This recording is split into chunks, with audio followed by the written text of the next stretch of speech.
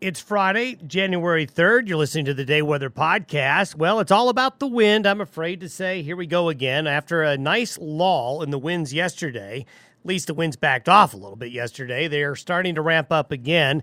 Interstate 80 closed yesterday evening once again between Rollins and Laramie, and that area could be plagued by blowing snow and high winds all the way into very late Saturday night. So if you've got to travel along Interstate 80, southern Wyoming, it could be difficult, if not impossible, maybe all the way through Saturday night due to just a lot of blowing snow near the mountains and 60 to 70 mile per hour wind gusts. The pattern remains the same. Strong Pacific jet stream winds will continue to drive over the Continental Divide. Anytime those strong jet stream winds cut across the Continental Divide, you're going to get high winds on the plains. And that's what we're going to see. There are many areas of Wyoming and western Nebraska under high wind watches and warnings for Saturday into Saturday night. Now, we'll see snow showers in the mountains today, but snow shower activity today will lessen.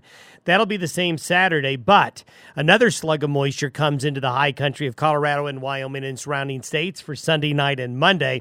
The last several days been very productive in the mountains of Wyoming and Colorado, helping to build that snowpack. The upper North Platte, the South Platte, those two river basins, very important river basins, are well above average with snowpack, and we'll build on that heading into this next system coming in Sunday and Monday.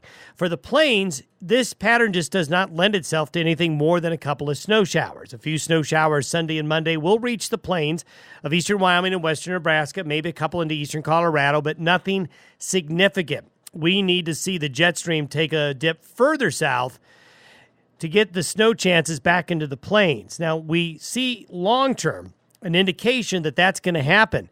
In fact, our confidence is starting to get a little bit better now that the second half of January is going to be cold in the western United States. One thing we haven't seen this winter is prolonged cold. Yeah, we've had some bouts of some pretty cold weather that have gone 2 or 3 or 4 days, but nothing that's stuck around for a week or longer. But long-term, second half of January seems to be poised to build a big ridge in the eastern Pacific, a big ridge of high pressure in the southeastern United States, which will then take the colder air over the higher latitudes of Canada and funnel it into the western United States during the last 2 weeks of January.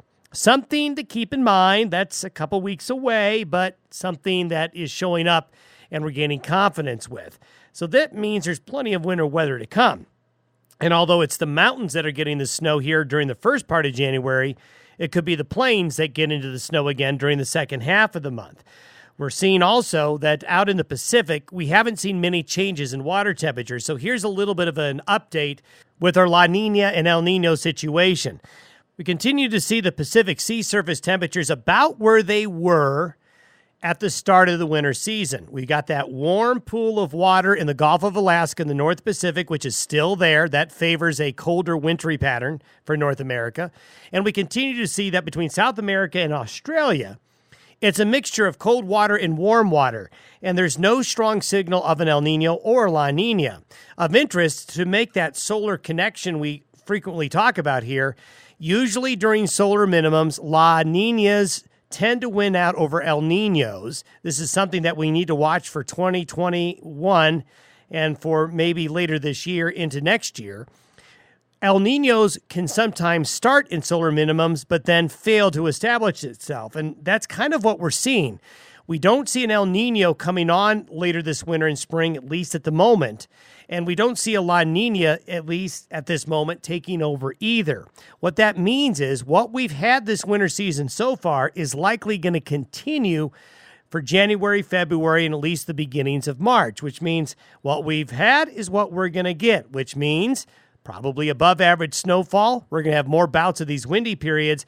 And overall, we're probably going to be colder than normal. December ended up being a warmer than normal month after colder than normal temperatures in October and November.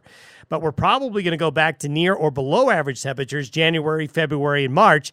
And if you're a skier or a snowmobiler, you like to watch the snowpack, it's going to be fruitful for the mountains to get more snow, probably near to above average snowpack over the next 2 to 3 months. And we're going to have plenty of opportunities for more snow events on the plains as well, especially the second half of this month into February and at least into early March. We'll keep an eye on those sea surface temperatures for you in the coming weeks. Thanks for listening to the Day Weather Podcast. Talk to you on Monday.